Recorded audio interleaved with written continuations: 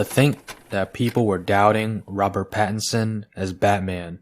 Clearly, they weren't paying attention to his banger after banger performances, because if they were, they wouldn't have slept on him. Y'all sleeping on me, huh? Had a good snooze? Wake up, nigga, wake up! But now that the movie's out, let's talk about how good that shit was, and most importantly, how the Batman is a Chad.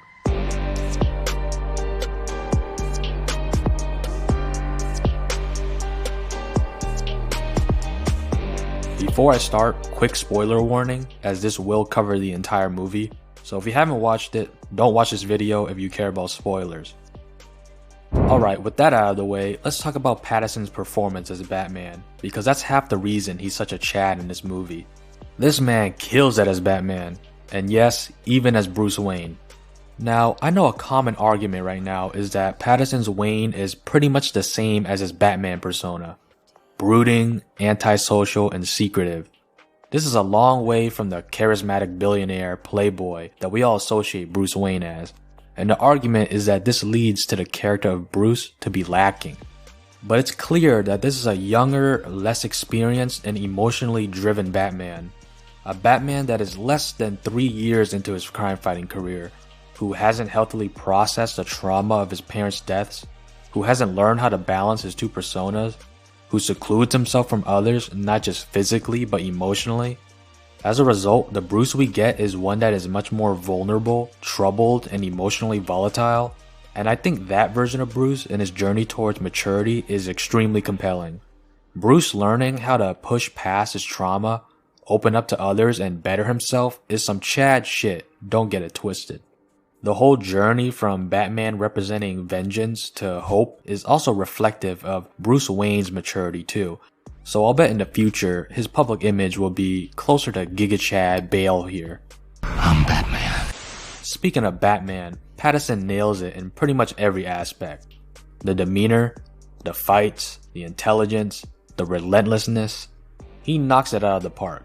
And it's especially impressive because Pattinson is able to strongly convey these complex emotions with only half of his face and eye movements. It's arguably the strongest acting for any Batman, at least in terms of facial expressions.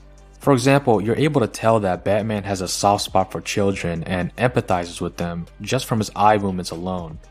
But if I saw a dude stop and stare at a kid like this in public, I'ma keep it a buck, I'm calling the cops. Batman! Batman! Why is he running, Dad? Because we have to chase him. Okay, we're going in. Go, go! He is a billionaire after all. Anyways, let's talk about the cool ass fights in the movie because protecting the weak and beating up bad people is about as Chad as it gets. Right below hating pineapple pizza. Food tastes like shit. These goons clearly haven't seen Joker and still think it's a good idea to start messing with people on trains, so Batman beats the shit out of them. Base. Catwoman tries to one-up the male lead in his own film by beating him in hand-to-hand combat. Batman ain't having that shit and defeats her anyways. Base. Penguin's thugs don't let Batman into the club because they know he'll steal all the bitches, so he beats them up instead. Base. Falcone's virgin henchmen try to shoot down Batman, but he goes all Terminator on their asses. Terminator is a Chad as fuck movie. Base. Batman starts dunking on some Riddler LARPers, or as I like to call them, the diddlers. Why would you want to LARP as this guy? Stupid. You deserve to get beat. Which is what Batman does. Base man. And that's not even getting into the Chad character moments in the film either. Like when Batman calls the virgin Riddler a loser and a stinky poo-poo head. Loser! You're a loser! Are you feeling sorry for yourself? Causing him to start seething in the cell. Riddle me this, Edward. When are you gonna see some bitches? Or when he finally decides to go down and directly help the people, becoming a symbol of hope and providing leadership during a crisis. Now, it should go without saying, but Chads and leadership skills go together like video essayists and 3-hour-long political ramblings. But seriously, the part where he holds hands with Alfred, finally admitting he cares for him and starting to let people in, was really touching and again, explores a really interesting aspect of Bruce that I think makes him resonate emotionally. And honestly, the speech he has at the end about Gotham needing hope and becoming better to give hope cemented him as a great character for me. And it's not just Pattinson and Batman either. Jeffrey Wright plays an amazing Gordon. I mean, he really gives Gary Oldman a run for his money here. You get the sense that he's this grizzled cop who's stubborn about upholding the law around a sea of corrupt cops, and because of this commitment to justice, you buy the dynamic between him and Batman.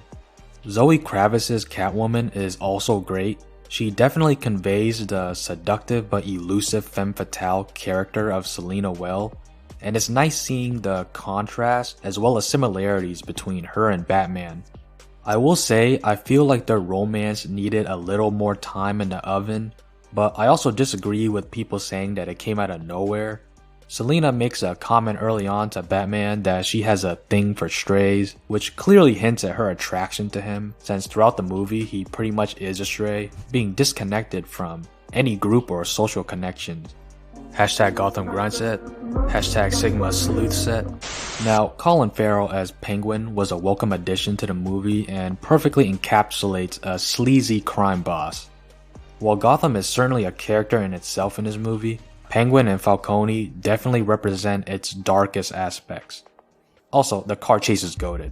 Paul Dano also kills it. Definitely the best film adaptation of the Riddler so far. Sorry, Jim Carrey. Dano is probably the master at portraying virgins in films, and the Batman is no exception. Fun fact, to immerse himself into the role, Dano actually traveled to New York, became a serial killer, and evaded police officers for 6 months. Now that's dedication. Andy Serkis is also good as Alfred, although I wouldn't say he's the best rendition of the character, but that's not really the fault of his acting and more so the lack of screen time. But he still serves a pretty important role in the movie and as Bruce's last remaining connection to the Wayne family and obviously as a father figure.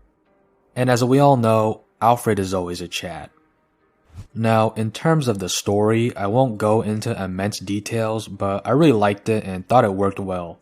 One of the parts I loved the most is that they were able to skip Batman's origin story without ignoring it as if it never happened. You still have those events felt throughout the movie and in Bruce's character. There is clearly respect to the events and characters involved in the origin, while also adding to them in a pretty unique way as seen in a Thomas Wayne plot point with the journalist. Ultimately, this exploration of Batman's origin adds to his character and the core of what it means to be Batman. Not just vengeance, but a symbol of hope for Gotham. Chad shit. Look at that. You can portray a younger, more inexperienced version of an established hero that skips his origin without disrespecting his formative experiences and pretending they never happened. Unlike a certain other superhero adaptation. Thanks, you too. Thank you. New dress?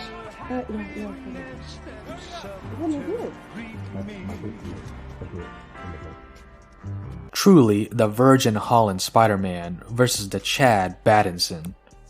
I also like the dynamics between Batman and other characters like Gordon, Selina, and the Riddler, and I think it helps tie the theme together of different approaches to Gotham's crime and corruption, and in the end, it helps Batman find out his own approach to the problem.